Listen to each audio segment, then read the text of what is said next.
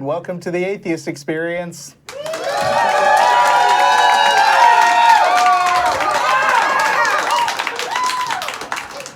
My name is Russell Glasser. With me today is my guest, Katilyn Pulcher. Hello. Today is May 27th, 2018, and this is the Atheist Experience. Now, Katilyn, just before the show, you were asking, is this a normal size crowd for the show? And I would say these days it kind of is, but the crowd for the show has been getting bigger and bigger, and I don't know what we did to deserve that, but I'm really glad to see all of you smiling people out in the audience. The Atheist Experience is a production of the Atheist Community of Austin, a Texas nonprofit educational organization dedicated to the promotion of separation of church and state and positive atheist culture. Now, normally I would say that we are going to dinner after the show, but today, and apparently several times recently, we are just hanging out right here in the ACA building, which is at 1507 West Koenig. We are going to have snacks. We're going to hang out and talk to each other, and it's going to be a super fun time. So if you're not already here in this gigantic audience, then maybe start making your way over. Also, I would like to mention that Dan Earls, who is a good friend and was with us at the American Atheist Convention last month and hangs out here at the ACA pretty often, he is going to be doing his first speaking gig at the Secular Student Alliance Convention end of June. I do not have the rest of the details on that, but I believe it's right there on your screen. He has a GoFundMe page so that he can afford to get there. And as you can see, many people have already donated. So feel free to support him. And if you are involved with the Secular Student Alliance, why aren't you going to this convention? It's going to be great. I bet. Yep. Okay. So, Katilyn, I met you at the American Atheist Convention, and you are an author. And why don't you tell me a little bit about your background and your book? Sure. So I was raised in a Baptist fundamentalist family, very Bible beaters by the book. And I came out of the Christian community in my mid-20s, I would say, when a relative became alcoholic. And the whole family was praying and praying and praying that this person would get better. And nothing got better. Everything got worse and worse and worse. And so I finally, I watched the movie The Invention of Lying with Ricky Gervais in it. Yeah, very funny movie. And I was like, it just made so much sense that someone had made the whole thing up and that no one's up there listening to us. And so I just sort of let it go. And it's been a much more peaceful existence ever since then. So you were a fundamentalist Christian when you watched The Invention of Lying, and that got the ball rolling? Well, it was, the relatives decline plus the movie all wrapped up together. And then, at the time of watching the movie, too, I sort of started Googling some of the things that I had been taught in church to see what the Bible actually says about them, because the type of church that we went to, you just show up on Sunday and you trust that everything that they tell you is in the Bible somewhere, but you don't actually go to search it yourself. But now with Google, you can let's face it, the Bible is not a page turner. No, it's really not. I think they printed on the thinnest paper possible for that reason, to discourage people actually reading it. But yeah, so then I found out that a lot of these lessons that I had learned weren't even in there to begin with. And so, the more I researched and the more I watched the movie, I was like, this is just made up. This is a bunch of crap, basically. How long would you say you've considered yourself an atheist now? Probably 8 years or so. Okay. Yeah. Well, congratulations Thank on you. making the transition. And what possessed you to write a book about it? I got into a support group as my relative was drinking, and so as I worked through the support group, they sort of demanded belief in a higher power, and that wasn't really working for me because I was an atheist. But I didn't know of any survivors of religious abuse support groups. So we're reading this book in the support group. It's not really helping me, so I thought, I don't see anything else out there that's going to help me. I might as well write my own. And so I started writing my own story in hopes that it reaches other people and inspires them to sort of leave the church, basically, and women in particular. I think women are tired of men telling us what to do. Like, even a lot of them joined religion because a man told them to do that, so they don't want another man telling them now to leave it, do this, do that, think this, think that. And so my book is more like, think for yourself, feel for yourself, and you'll arrive at the right conclusion. Right. So the book is called Status Quont. Cute. A woman's perspective on how Christianity was never about God. Do you mean that literally? I do. Or, okay. Yeah. It was never about God. For like even for believers now, is it partially about God for people, or do you think people are intentionally misleading each other? I think basically my book is about how I think Christianity began, and I think men wanted to control their women, or people who are different from them. Maybe it was straight men wanting to control homosexuals, or vice versa. I don't know. I wasn't there, obviously, but my theory is that fear is the most motivating force in all humans. If you want to inspire someone to do something, you make them afraid of a consequence, and so I think these men thought, okay, we have to inspire fear in women or homosexuals or children to control them. And so in order to do that, they came up with something even scarier than they are. So like, you can be scared of a man, but you can move away from him, and that extinguishes the threat. Whereas if you come up with this supernatural being that you can never get afraid of, it works like a charm because you can't get away from it. It's always watching you, even when your husband or your father or your mom is gone. And so it just worked as this tool for control. And then it became this sort of gaslighting thing where all these men got in on it, and they corroborated each other's stories and wrote this book and convinced everybody like that was the truth. Okay. So this is basically sort of a series of speculative essays, basically, yes. on how Christianity could have gotten started. When you were in church, did you, what was your sense of the sincerity of belief of people who were actually, I mean, I gotta tell you where I'm coming from. I was raised as a secular Jew, and I never was deep into basically the churchy community. Okay. My impression of people who take religion seriously is that they take religion seriously, and they believe what they say they do, although when religion tells them things that they want to hear, they're not exactly fighting to dispute things that they to not hear what they want to hear. Well, you were in church until your mid-20s. Did you feel like nobody really believed in God, or what? No, I think plenty of people in that community actually do, and I think it's a way for a lot of people to cope with things that we don't have coping skills to deal with. So like if your very young mother is dying from cancer and you just can't wrap your brain around why that's happening, maybe it makes people feel better to think, oh, she's going beyond and I'll see her someday. So it's just, they don't have the coping skills to deal with it at that young age, and so they lean on religion for that reason to help them get through it, I think. Yeah.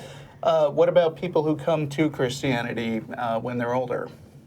It might be the same type of thing where they're going through something so challenging they need something else to hold on to, and they get into it that way. Or some people are just crazy. Like, I don't know. There's a variety of reasons that people can wind up in the church. I certainly don't think most people who are in the church took it as literally as my family did. I think it was so extreme and so painful for me to go through as a kid that also inspired me writing my own story. Like, I don't want what happened to me to happen to anybody else if I can prevent that. So. Right.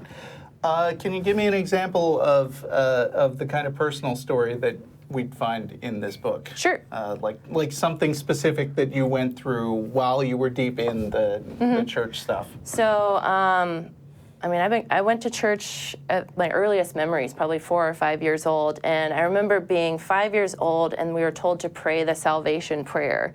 And it's explained to me that you're going to die someday, and if you don't pray this prayer, then you're going to be burning in hell underneath all of us for eternity. And that's insanely scary for a 5-year-old to believe in. And so that was pretty traumatizing there. And then this is all in chapter 2 of my book. And then I talk about how that sort of led to all these weird tendencies of me like washing my hands and being afraid of public restrooms and stuff like that, because I was afraid to die, because I thought, maybe I'll go to hell. So you're a kid, and it's just traumatizing. As a 5-year-old, did you feel any sense of odds about whether you'd wind up in hell or not? I mean, I feel like the nice story that the church tries to present is, look, God forgives people. You deserve this horrible torture, but you're not going to get it because of Jesus Christ. Yada yada yada. Christians tell me that they find it comforting, and it must be scary as an atheist to have nothing.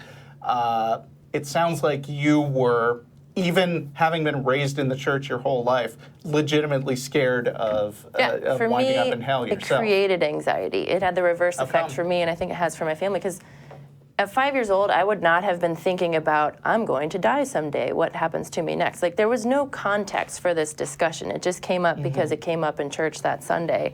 It's not like we lost a family pet and then I was asking questions. It was all just forced on me. And so I think, as an atheist, if you think nothing happens when you die, that's not terrifying, because being barbecued for all eternity in a fiery inferno is much scarier than I'm going to be in the ground somewhere, at least for me, personally. Right. So you told me that American Atheist was the first time you've been to an atheist convention. What has your experience been like of church community versus atheist community? Well, they're very different. So I mean, in the fundamentalist Baptist community, there's no alcohol and there's no fun, really. So the convention was much more fun. Right. People were more welcoming, and do they tell any jokes? No, not really. It's very serious. It's just much more comfortable, too. I wasn't missing anything, I gotta say. Yeah. And you can wear whatever you want to an atheist convention, but at church, you gotta be all buttoned up. It's freezing cold in there. It's Sunday morning. Everybody's tired. It was just much more relaxed at the convention, I would say. More welcoming. Cool. Yeah. Well, glad you had a good time. I did too. So you want to get to calls? Let's do it. All right. The book is Status Quont. The author is Katilyn Pulcher. And we're going to get to our first caller, which is Quincy in Dayton, Texas. Quincy. Yes, sir. How are you? I'm doing good. How are you? Pretty good. What's on your mind? Well, first, I want to say I got a Christian Instagram. You can follow me on it, Quincy Graham 550 at 550. Yeah. I'm here to make sure. What's your question? All right. Well, I was saying, why do y'all worship the devil and stuff like that? When I I'm not trying to be disrespectful. What? You heard me? I did not catch your question. You asked why we worship the devil. Oh. Are you a troll caller? Yes. Yes, sir. Okay. See ya. If nothing else, I've got to say I appreciate he answered that question honestly. There you because he stopped us from wasting more time. We are going to go to the only other theist on the line, and operators are standing by if you are a theist who means it. And this is Isaiah in Hawaii. What's up? Hello, yes. Can you hear me all right? Yeah. Yep. You're not a troll caller, right, Isaiah? No, sir. Not at all. Cool. Thank you very much for taking my call. No problem. So, yeah, what has led me down this path, what I'm going to present, has just been a deep curiosity and fascination with both creation stories, ancient religious creation stories, and ancient scientific creation stories, and just the whole colorful nature of all these different explanatory stories. And in looking through them, finding a lot of commonalities.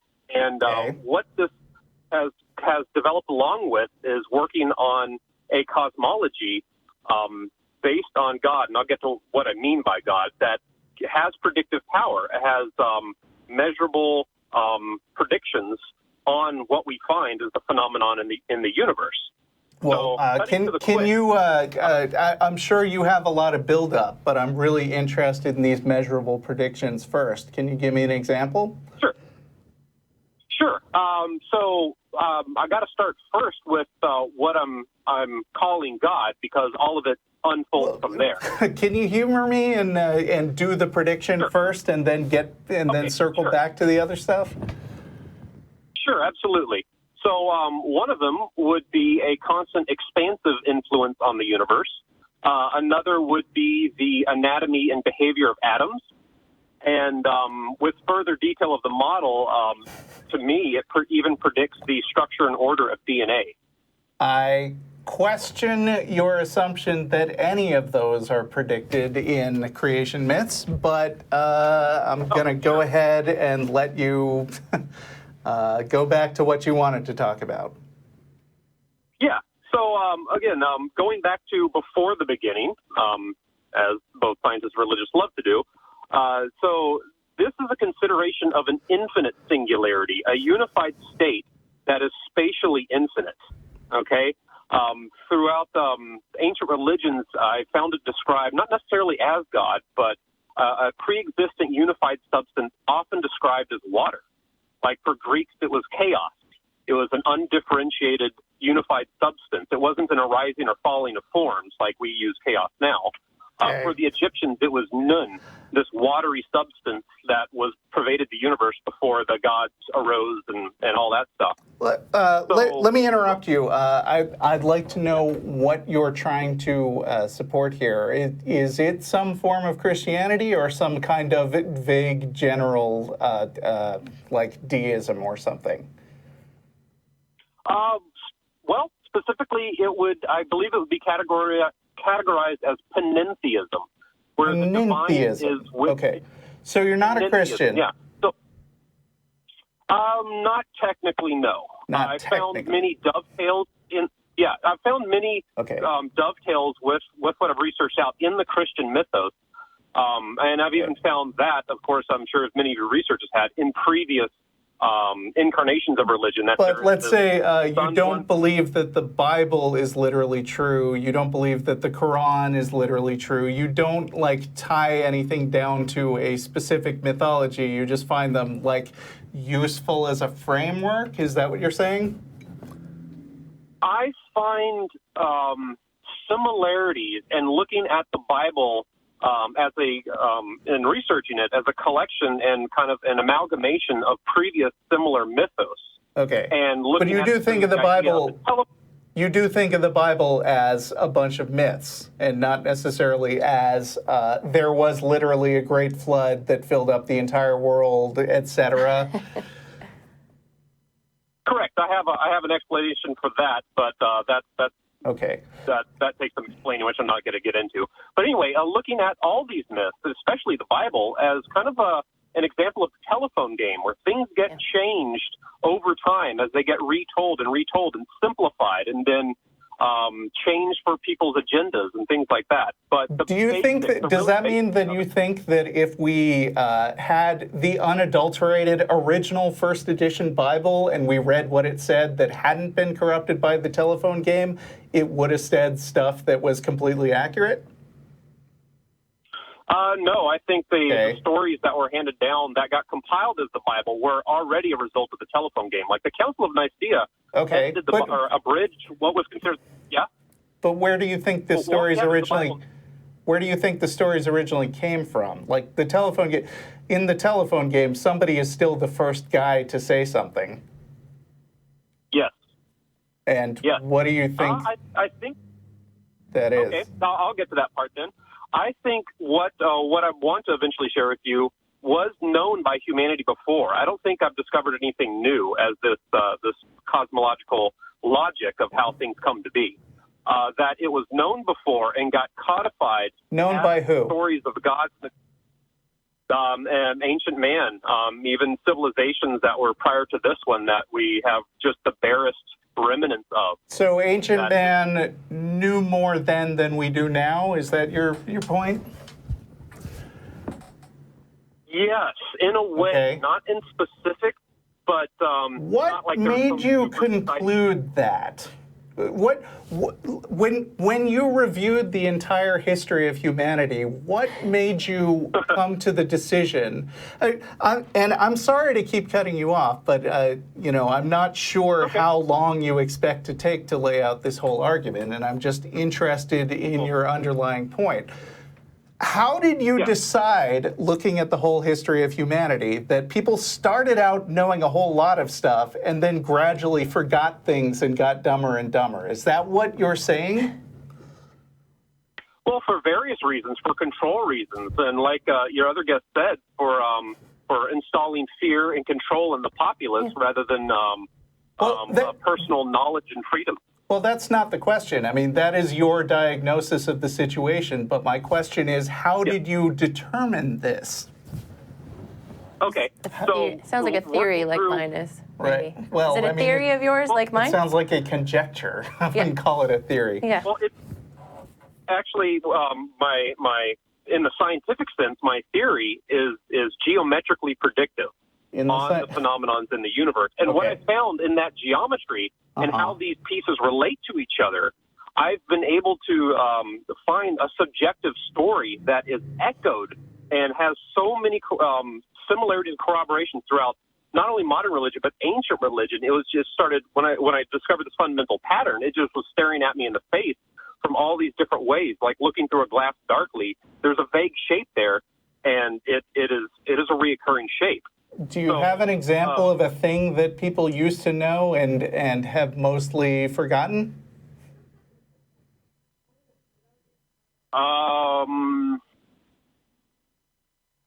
Well, specifically, but maybe that's not a fair question, because if people have forgotten it, then you wouldn't know what it is. But well, things like the Library of Alexandria, containing vast amounts of knowledge that just got wiped out and burned down. There was a great loss. Yeah, but you don't. I mean, you don't know what was in that. I mean, I don't doubt that there are a lot of things that they forgot about. But I'm wondering, like, I'm as a software engineer, I read a whole lot of technical manuals. I have a lot of background on how computers work and how they were invented, and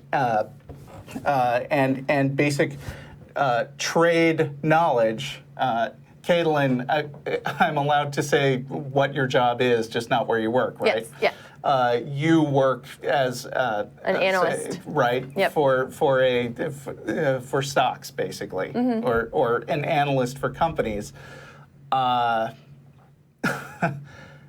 There are very specific, detailed things that you have to learn. I'm not sure where I'm going with this. I'm not sure where our caller's going. That was my next question. Where are we headed here? Yeah. And the show has a limited amount of time, and so maybe you can understand I'm wary to just sit back and let you develop some very abstract argument that's leading to a point that I'm not clear how you arrived at that point in the first place. Okay.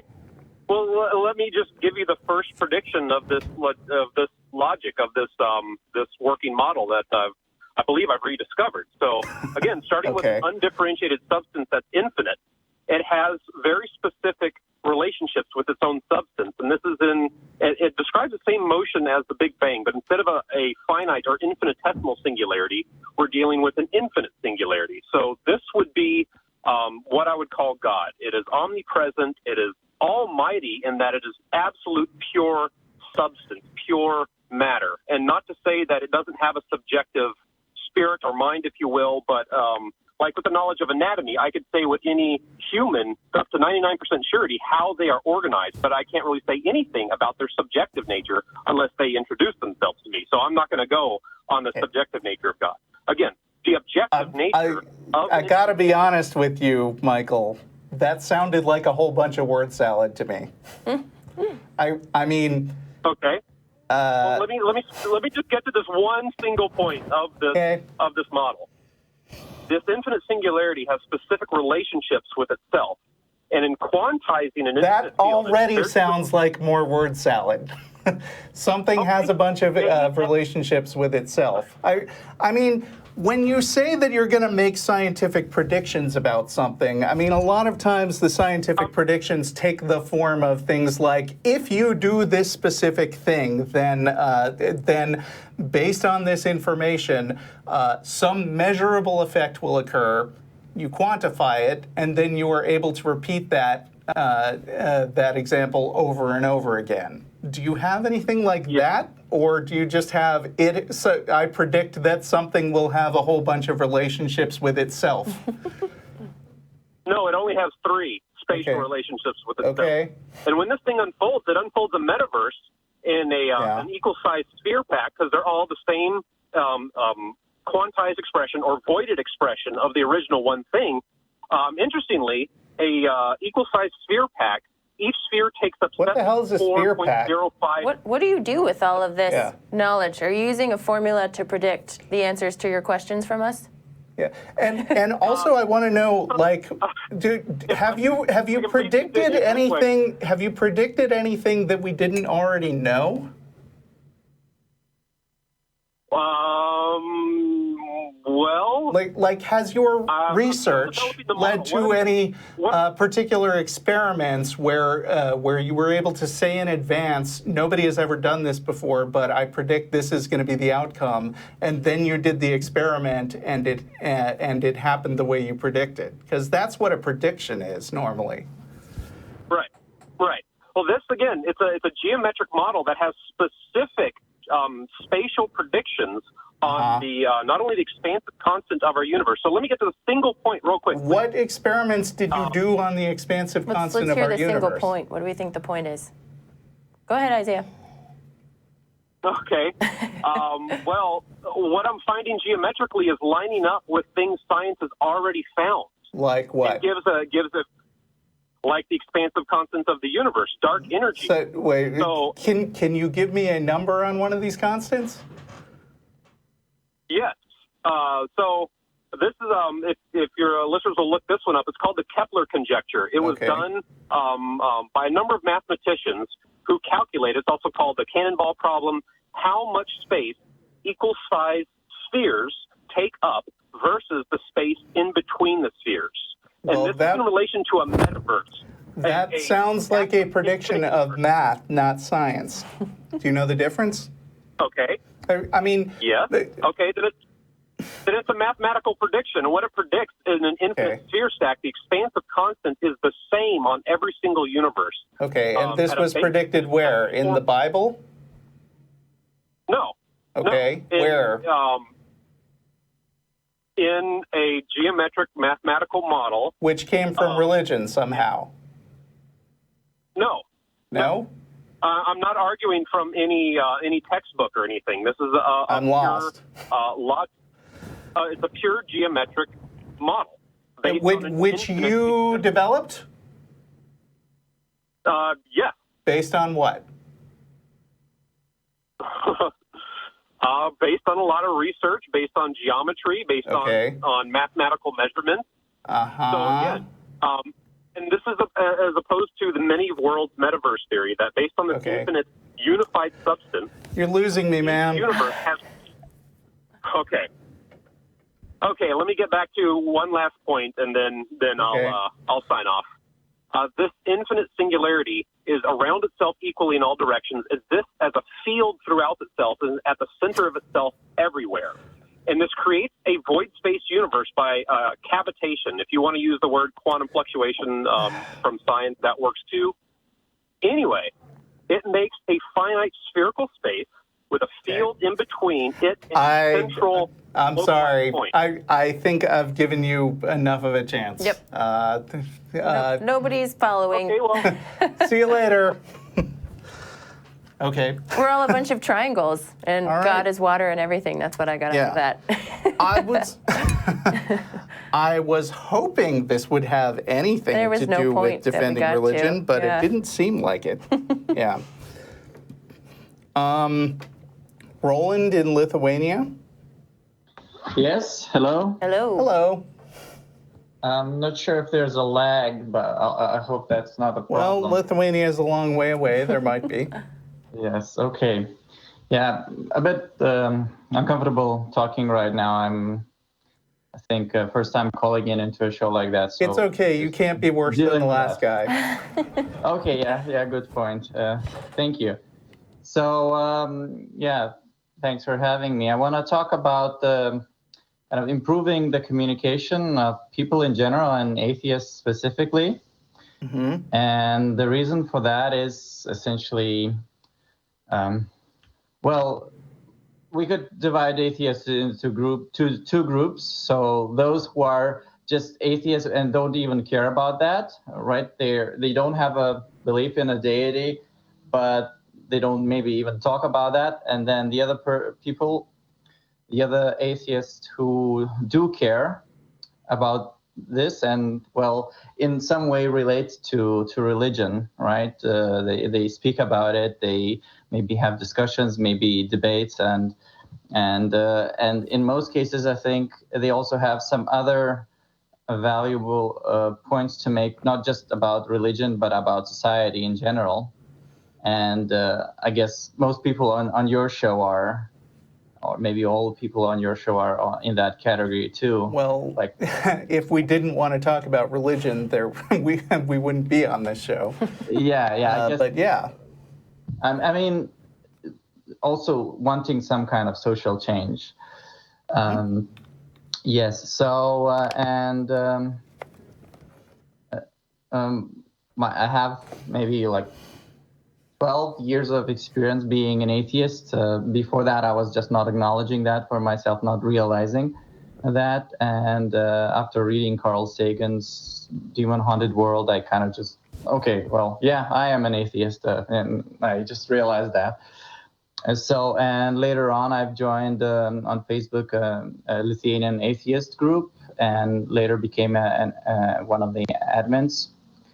And so through all those years, I've been seeing how atheists interact and how they both in the group and, let's say, on YouTube and in other Facebook groups. And I've seen what usually it ends up being with. It's mostly people who are just very disagreeable, who kind of spend the most time, bashing religion and be like, well, I mean, I gotta say, it depends on the culture of the place that you decide to hang out. Like, for instance, sure. I mean, YouTube in particular, people who interact with each other regularly on YouTube, for whatever reason, seem to have a particularly toxic atmosphere. Anonymous commenting doesn't bring out the best in people, typically. Yes, that is true. That also.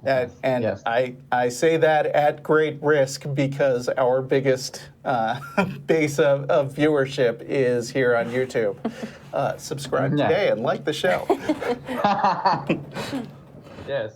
So, well, I guess my point is that I understand where they're coming from, why it's easy to just mock people who are seeing things differently. And on occasion, I was closer to that position. But over the years, learning more about other things, I've kind of realized that if I really want to have an improvement somewhere in society regarding this, there are better ways. And I want to talk about those ways. And just like, well, I'm sure you're familiar with street epistemology. Mm-hmm. And I think maybe you even had Anthony, what's the last name? Anthony Magnabosco. Magnabosco, yeah, him on the show, or at least Matt Dillahunty had him on his talk.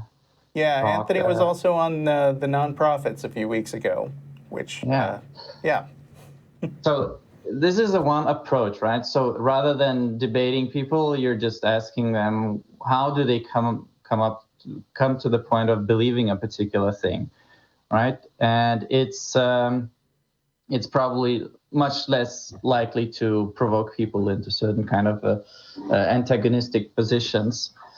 And then the dialogue can go further, and it's much less like in debates where you're trying to prove the other side wrong. It's more like just about understanding each other, or at least one side. So I think there is value to both approaches, and I've talked to Anthony, and he does too. He happens to be the niche that he's found is just politely and cautiously asking questions. But I think there is a place for people being argumentative and pushy. Katilyn, you said that one of your big inciting incidents was watching the movie Invention of Lying. Invention of Lying, Yep. right?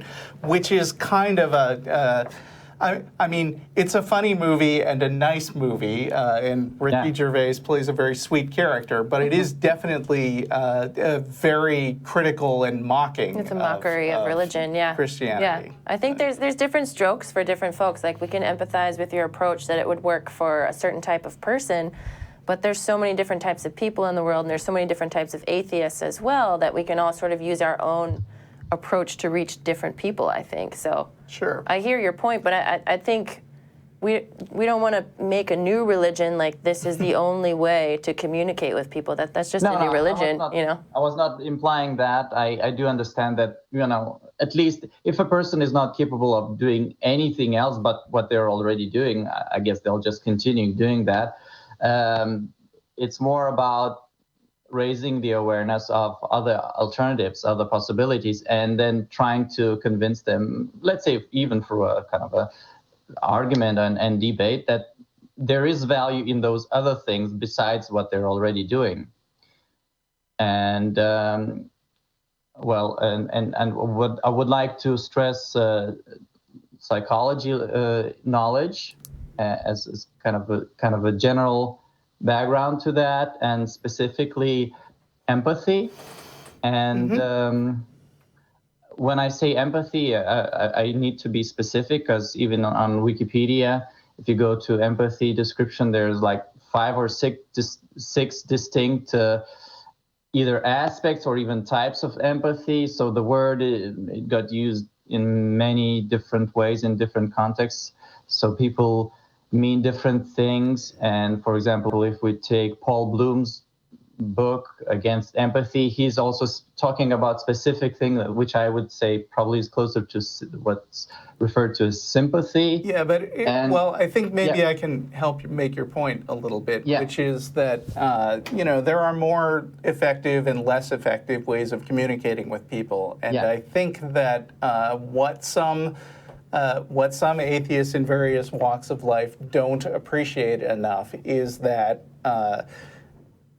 you have to be able to, at least to some extent, understand how the other person thinks if you want to be good at changing their mind. And that doesn't mean you have to agree with them, and it doesn't mean that you have to take their position seriously.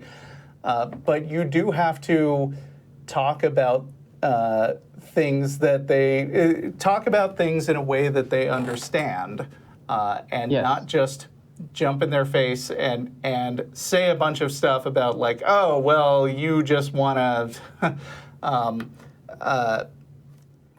you just want to lord your religion over other people, and and that may be true for some people, but if the person that you're talking to at the moment doesn't think that, then he's immediately going to shut down the conversation because you guys are talking past each other, basically. And some of what empathy is trying to understand how the other person's mind works and talk to them on a level that they can appreciate.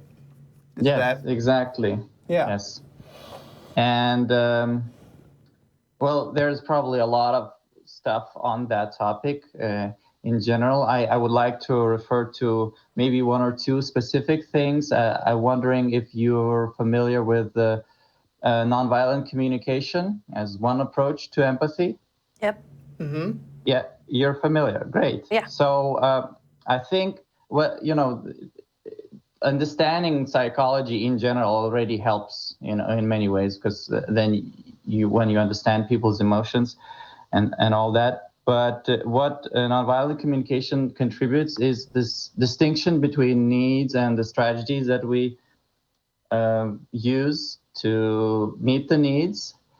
and the assumption that whatever the people are doing is based on this wanting to meet the needs. So when we see people in this way, we kind of stop being triggered by their ways of expressing themselves, because we stop listening to the words and focus on their intentions much more.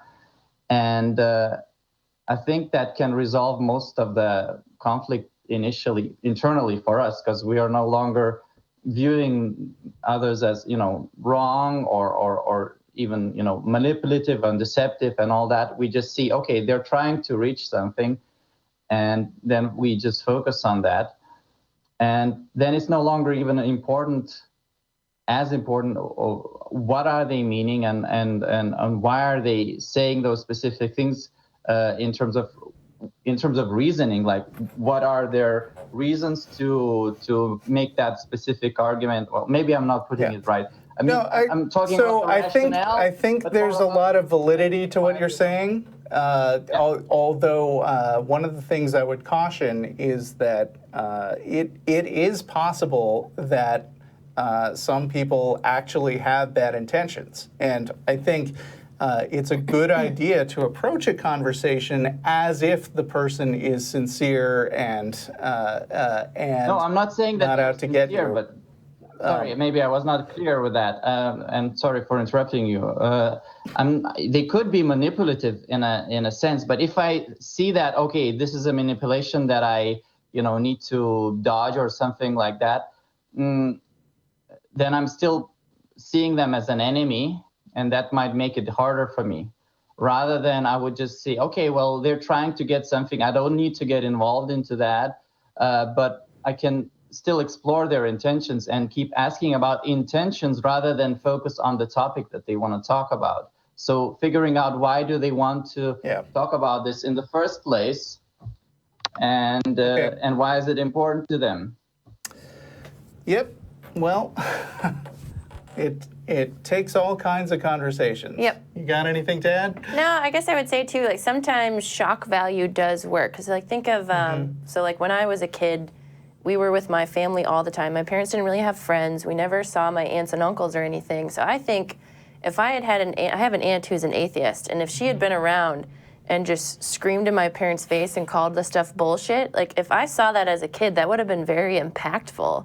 So there are these situations where like the shock value of being like, hey, snap out of it, like it does work. But to your point, I think we all agree with your point. Everybody wants people to communicate with them in an empathic manner, regardless of whether they're talking about religion or anything in particular. So right. I think we're on board with you. And I also just wanted to make the point that there are, for real, dishonest, like sadistic people out in the world. Sure. And you don't always have a choice to just not interact with them at all. And so every situation is different, and sometimes you have to assess the situation still with an understanding of how that person really thinks and what motivates them.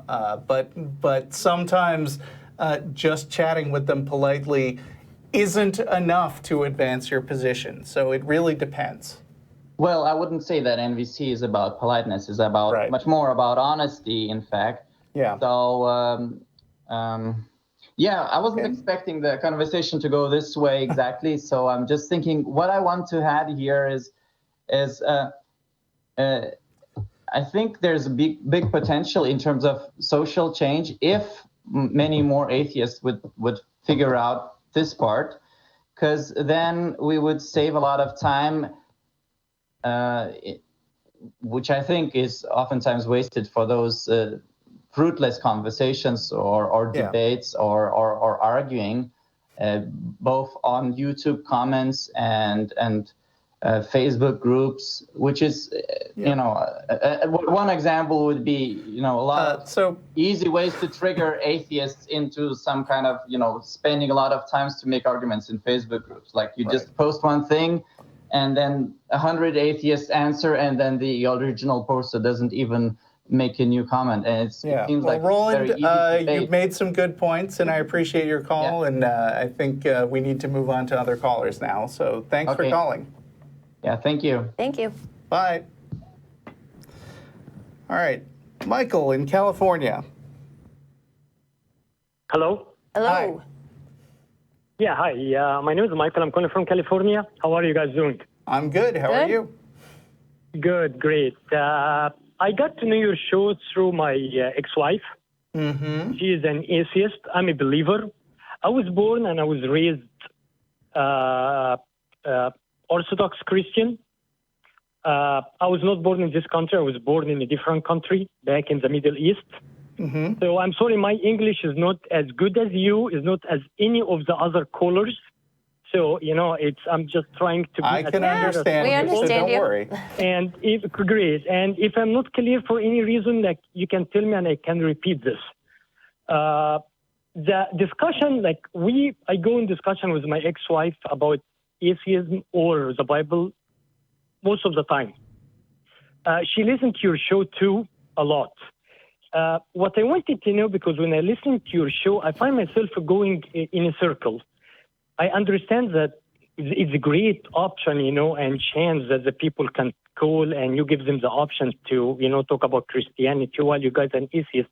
But what I want to know is that is the discussion, the main discussion, is there is God or no God? Okay. If there is God, if there is God, then we can move over and talk which God is it? Is the God of the Christians or Muslims or Jewish? And if there is no God, then no need to talk about how cruel is the God of the Bible. Some Okay. callers, like yesterday, I was listening to the show, I think an old episode, they would try to explain about, you guys talking about the slavery. No, there is explanation for everything. Those people are weak, and I hope as many people listening to me as possible. Like I said, I am not from here. Mm-hmm. I was not born here. People here, 90% of them, of the callers, are Protestant. Whatever the denomination is. Sorry. What? Protestant. Oh, Protestant. Yep. Yes. Protestant, yeah. Whatever denomination, Adventist or whatever else. Those people, this religion is 500 years old. Jesus was 2,000 years ago. Mm-hmm. So somebody who's 500 years ago is already, they do not have enough knowledge to be discussing the Bible. Even if you find 10% or 20% who are Catholic, it's the same thing. People... Hang on. I got to disagree. This religion is 500 years old. Okay. And came out from another religion that was Catholic, and it is 1,300 years old. Both of them against each other. Both of the two religions based in or based on many political things. So none of them is correct. For the sake of argument, though, for the sake of argument, I'm going to ask, what if it turned out that Catholicism was wrong and Protestantism was just a correction to the mistakes that they had made? Would that be possible? Yeah, no, not possible. I tell you why it is not possible. I tell you why, and everything I will say, I'll give explanation. Why it is not possible. When you go for the history of the United States, you can track the history back to the first person who came here. And this is the history of the United States. Well, the first person who came here wasn't really part of the history of of the United States as a nation. No, but I'm talking about when you, that's what I was going to tell you now. When you talk about the Constitution of the United States,